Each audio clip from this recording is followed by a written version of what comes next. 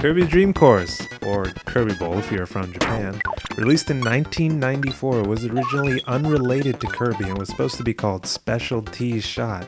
But similar to what happened to the North American Super Mario Bros. 2, it was reskinned as a Kirby game. Kirby's Dream Course is a huge deviation from the usual action formula, providing gameplay unlike any other Kirby game. Where most golf sim games tried to emulate a professional 18 course, Kirby's Dream Course took it to the mini golf course. Yep, instead of the green, we got checkerboards, and more checkerboards. By the way, even though it's a Kirby game, don't expect any story. Just solid and well thought out gameplay. The system is, there's no pars on holes. The objective is just to bop all the baddies of the 8 courses. You sink Kirby in the hole made by the last one and that's it. You don't worry about getting the lowest score. Although getting a low score can earn you bonus levels.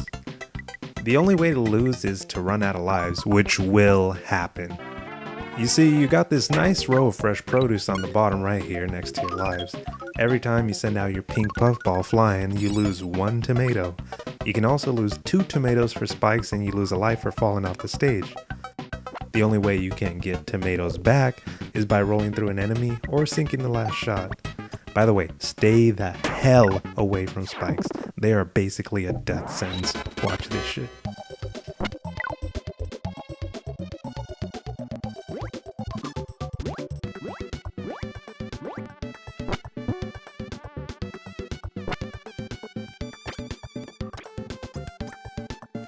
I did not set this up or anything, this is completely organic. It's like watching a torture scene. It won't even let me die. I have to come to a complete stop before I can even start another shot. This isn't what you should expect the whole game, but damn, it was a shitty experience. Imagine you're a young kid and you have to watch your character get volleyballed across spikes as both of you are helpless to do anything about it. Fuck. Sadism aside, the game has some pretty innovative gameplay for the time, and still today. You got your top curve, back curve, left curve, right curve, water bounce, and of course a variety of power-ups that have become iconic to the Kirby games. It seems kind of daunting at first to try and incorporate everything, but there's a how-to section on nearly everything, and the game eases you into everything at a reasonable pace. Hell, they even show you a video before the course of some new mechanic they'll introduce. Here's footage of the first hole on the first course. If you didn't get to watch any of the how-tos, you can screw around here and with next to 0 chance of dying. You'll notice the power bar fluctuates, which sometimes makes for overshooting or undershooting. Not a huge dilemma, but man does it suck when you need that super precise shot. The marker designates where you'll go if you shoot Kirby at 100% power, so it makes a pretty good reference point for eyeballing a shot. Now would be a good time to point out the backgrounds for the stages feel just appropriate enough to make you feel like you're overlooking Dreamland, but something feels just off about them. Kirby's been through plenty of mines, beaches, forests, but this is just some sort of checkerboard city that's completely foreign.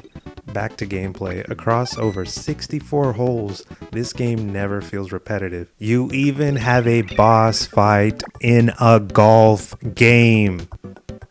DDD summons a giant mobile suit and inches towards you like Baby Bowser from Super Mario World 2, and little penguin bots kamikaze towards you. One shot kills, and if Penguin Gundam reaches you, it's game over.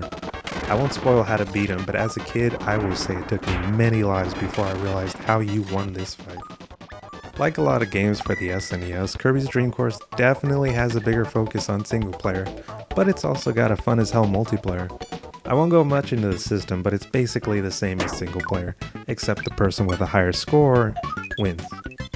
And man, are the methods you use to achieve this brutal. It's probably not Mario Party level of dick status, but you can steal your buddy's stars by touching them, steal their power up, use it on them, and even knock them off the stage. I highly recommend grabbing a friend and trying out the multiplayer. You'll have tons of fun screwing over your pal and you'll definitely have a good laugh at each other's expense. Kirby's Dream Course is a great experience, and with a few hours of gameplay and plenty of replay value for trying to get a better score, or the multiplayer. It's a great game if you got a few hours to kill and want a challenge that's frustrating but rarely aggravating.